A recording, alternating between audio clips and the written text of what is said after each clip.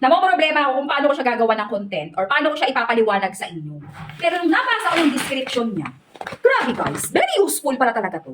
Kasi normally naman, kung alam mo naman, yung mga poops ng ating mga alagang chikiting dyan, mga kat-kat natin, ay napakabango. O, di ba? So ngayon, para maiwasan natin ang napakabango na yun, eto ang bilhin mo. O, eto ang bilhin mo. Guys, naa-absorb nito, yung hindi napakagandang bango, maa-absorb niya. So kahit papaano, kahit kulob ang bahay mo, nasa kondo ka, good as good to. Ito ang bilhin nyo guys, naka-discount sale to ngayon ha. Parang yung isang ganito wala, basta napakamura lang. Ito yung link sa baba, andyan yung mismong link. Bubuksan ko pa ba? Ipapakita ko pa ba yung laman sa inyo? Wag na! Yun na yun! Oo, basta magagamit mo to. Dito magpupops yung mga friend natin, yung mga alaga natin na mga pusa.